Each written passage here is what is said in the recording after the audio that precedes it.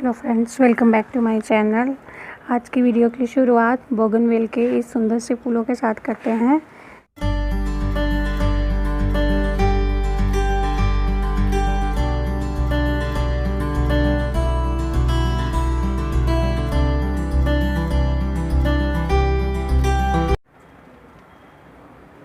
दोस्तों, आज का वीडियो जेट प्लांट के बारे में है, जिसमें कि मैं आपके साथ शेयर करूँगी कि जेट प्लांट की केयर प्रोपोगेशन कैसे करते हैं। वो सब चीज़ें बताऊँगी जो आपको जेट प्लांट की केयर के बारे में जाननी बहुत ज़रूरी है। जितना हो सकेगा मैं अपनी ओर से पूरी कोशिश करूँगी। अगर आपको मेरा वीडियो अच्छा लगे तो प्लीज़ लाइक और शेयर ज़रूर कीजिएगा। चलिए दोस्तों, तो स्टार्ट करते हैं।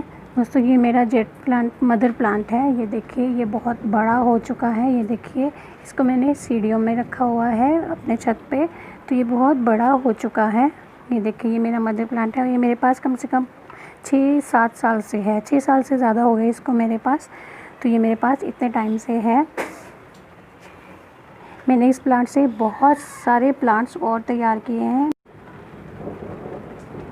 ये देखिए दोस्तों, ये मैंने एक टोपियारी बनाने की कोशिश की है। ये हम पिकॉक की शेप में मैं इसको बनाने की कोशिश कर रही हूँ। काफ़ी हद तक बन चुका है, पर बहुत टाइम लगता है टोपियारी बनाने में। तो मैंने ये बनाने की कोशिश की, और मैंने एक बोनसाई बनाने की कोशिश कर रही हूँ। एक ये मैंने बोनसाई तैयार किया है, अभी भी ऑन द प्रोसेस है, अभी कंप्लीट नहीं है, लेकिन बन जाने के बाद बोनसाई बहुत अच्छे लगते हैं। बहुत टाइम लगता है बोनसाई को बनाने में, लेकिन जब बनते हैं तो बहुत सुंदर लगते हैं। देखिए दोस्तों, बारिश भी हो रही है और मैं बारिश में वीडियो बना रही हूँ आपको दिखाने के लिए कि पौधे कितने अच्छे लगते हैं। जब बारिश होती है तो उनको बहुत अच्छा लगता है उनके ऊपर। तो ये बोनसाई है। और ये देखिए, मेरे पास मैंने इसके जेट प्लांट के छोटे छोटे से प्लांट्स भी तैयार किए हुए हैं। छोटे छोटे से पॉट्स में लगाकर भी मैंने इनको रेडी किया हुआ है। तो दोस्तों, जेट प्लांट की बात करते हैं कि जेट प्लांट एक ऐसा प्लांट है जो कि सक्युलेंट वैरायटी का होता है।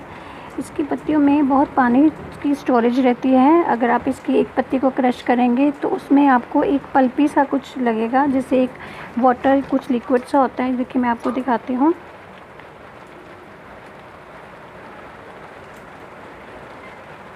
ये देखिए, इनमें कुछ पल्प सा कुछ होता है, तो इनमें बहुत सारा पानी स्टोर रहता है, इसलिए इसको सक्युलेंट वैरायटी का भी कहते हैं।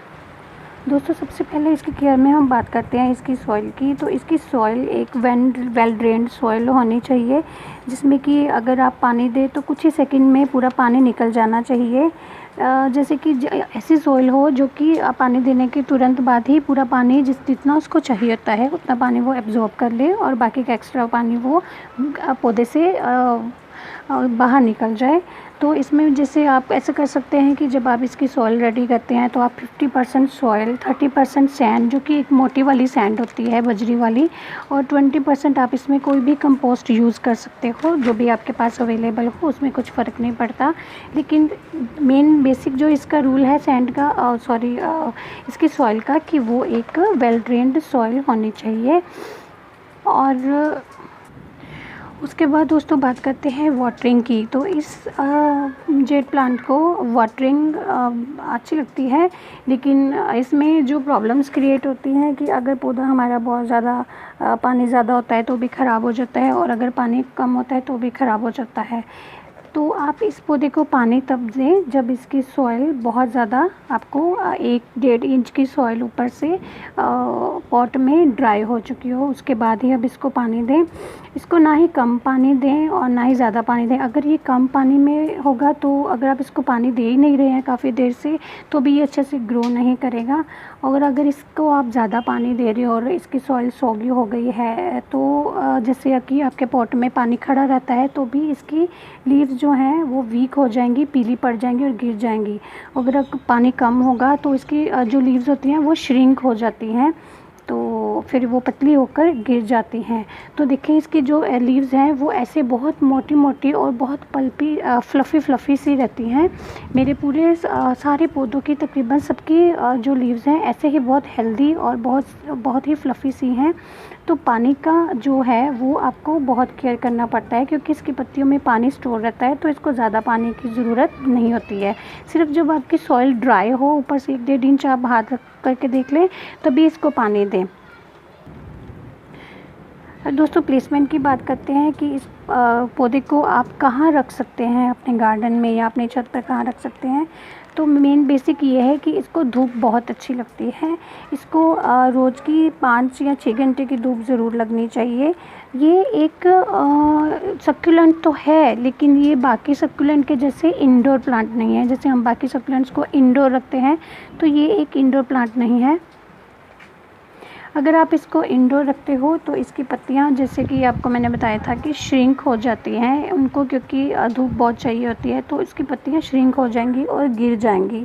चाहे आप पानी का ध्यान रख रहे हो, फिर भी ये इंडोर प्लांट नहीं है। आप कभी कभी इसको, जैसे एक दिन के लिए इंडोर अगर रखा है तो ज़्यादा इसको धूप ही चाहिए होती है, तो आप इसको इंडोर मत रखें। ये एक आउटडोर प्लांट है, तो इसको 5 या 6 घंटे की धूप मिले तो ये बहुत अच्छे से ग्रो करता है।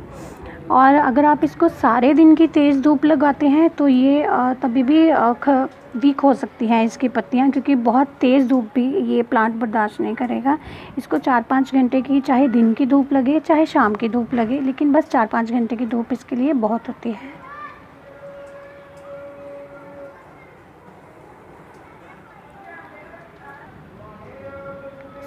तो अगर इसको शेडी प्लेस में रखेंगे तो भी अच्छे से ग्रो नहीं करेगा, तो इसको धूप लगानी बहुत ज़रूरी हो जाती है।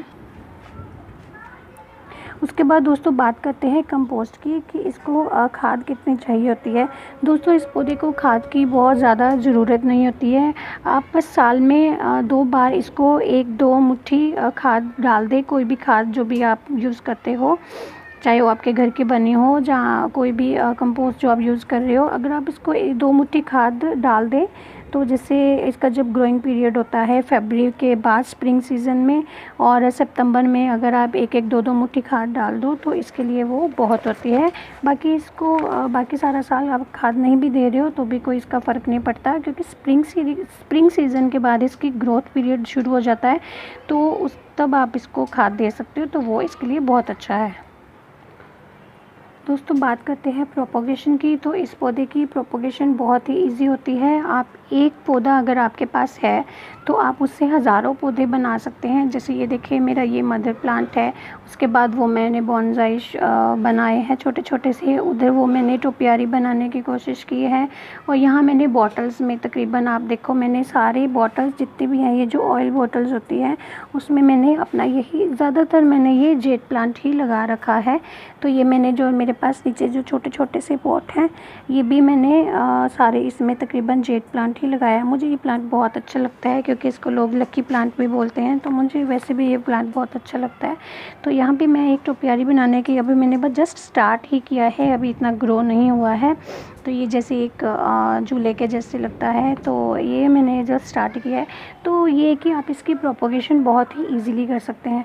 अगर आपको किसी के घर से एक छोटी सी एक स्टेम भी अगर इसकी मिल जाती है ना, तो आप वो भी इसको, तब भी आप इसको घर ला के अपने पॉट में आसानी से लगा सकते हैं। बस ये है कि इसके लिए जो आपको चाहिए, जब इसकी रूटिंग करनी होती है, क्योंकि हम जब इसकी प्रोपोगेशन करते हैं तो पहले उसकी रूट्स बननी ज़रूरी है। तो आप पहले जब इसको किसी भी स्टेम को तोड़ के जब आप कहीं लगाते हैं, तो वो एक वेल ड्रेन्ड, मैं तो कहती हूँ कि आप सिर्फ इसको सैंड में लगाएं या कोकोपीट में लगाएं, तो उसमें रूटिंग बहुत अच्छी होगी इसकी, क्योंकि मिट्टी में रूटिंग होने में बहुत टाइम लगेगा। तो अगर आप इसको सैंड में या फिर इसको कोकोपीट में लगाते हैं तो इसकी रूटिंग बहुत अच्छी होगी। तो आप पहले कोई भी कटिंग किसी के घर से लाके भी आप लगा सकते हैं, कहीं से भी तोड़ सकते हैं। जैसे ये है मेरी, तो एक अच्छी सी स्टेम होनी चाहिए कि वीक ना हो, एक हेल्दी स्टेम हो। तो एक हेल्दी स्टेम को कहीं से भी आप काट लें, जैसे आपने यहाँ से काटना है, आप किसी सीजर से काट कर और उसके नीचे की 2-3 पत्तियाँ निकाल के और उसको एक सैंड में या कोकोपीट में लगा दें। तो दोस्तों ये देखो, जैसे मैंने आपको बताया कि मैं इसकी कटिंग करती रहती हूँ उसकी, तो इसमें जो छोटे छोटे जो बच जाते हैं, मैंने यहाँ इसमें अपने पॉट में लगाए हैं। इसमें मैंने सिर्फ कोकोपीट रखा है, तो मैंने इसमें छोटे छोटे जो पीसेस बच जाते हैं उसके जेट प्लांट के, तो वो मैं इसमें लगाती रहती हूँ। फिर जब उसकी रूट्स निकल जाती है तो मैं उनको ऐसे छोटे छोटे पॉट्स में ग्रो करने के लिए लगा देती हूँ। तो इसकी प्रोपोगेशन बहुत ही आसान है।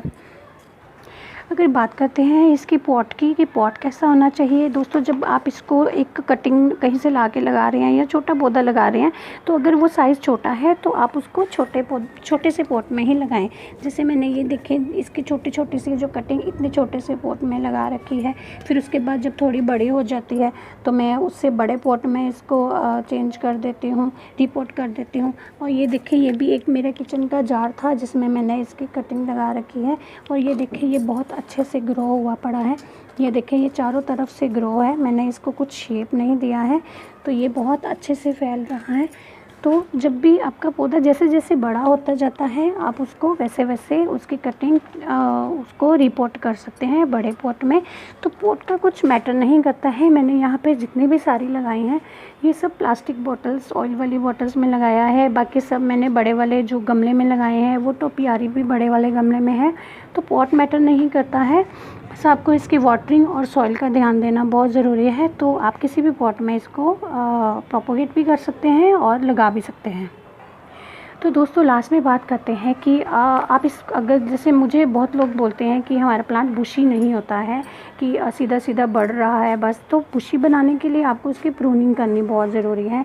जैसे अगर ये देखें मैं आपको बताती हूँ कि ये जो प्लांट्स है ये अगर मैं इसको यहाँ से कटिंग नहीं करूँगी यहाँ से, तो ये फिर यही स्टेम सीधी ऊपर तक बढ़ती जाएगी। अगर मैं इसको यहाँ से काट दूँगी तो यहाँ से 2 स्टेम निकलेंगे। मैं आपको बताती हूँ कि मैंने ये किया भी है। मैंने यहाँ से ये देखें ये जो एक स्टेम बहुत ऊपर तक चली गई थी, तो मैंने इसको क्या किया है, इसके आसपास में जितनी भी स्टेम्स निकल रही हैं मैंने उनकी कटिंग कर दी है।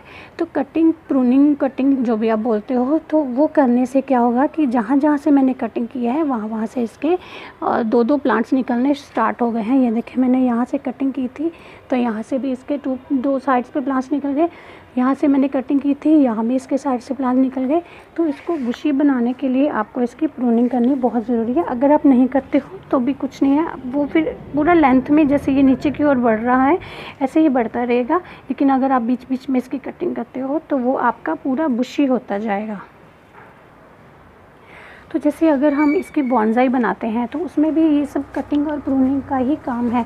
अगर जैसे हम ये बॉन्साई बना रहे हैं, अगर हम इसकी कटिंग नहीं करेंगे या इसकी प्रूनिंग नहीं करेंगे तो क्या होगा कि ये सिर्फ लेंथ में ही बढ़ता जाएगा। इसकी जो छोटी छोटी सी जो पत्तियां फैल रही हैं वो नहीं फैलेंगी। हम यहाँ से कटिंग करते रहते हैं इसीलिए इसका पूरा ट्री की शेप में बन जाता है। जैसे ये है, इसकी अगर मैं कटिंग नहीं करती तो ये पूरी लेंथ में सारे इसकी जो स्टेम्स हैं वो बढ़ती जाएंगी। तो अगर आप बॉन्साई भी बनाना चाहते हो तो उसको उसकी टाइम टू टाइम उसकी कटिंग करनी बहुत ज़रूरी है। तो दोस्तों मैंने कोशिश किया है आपको जेट प्लांट के बारे में पूरी जानकारी देने का। तो अगर आपको मेरा वीडियो अच्छा लगा तो प्लीज़ उसको लाइक और शेयर ज़रूर कीजिएगा। और अगर आप मेरे चैनल पे नए हैं तो मेरे चैनल को सब्सक्राइब भी कीजिएगा।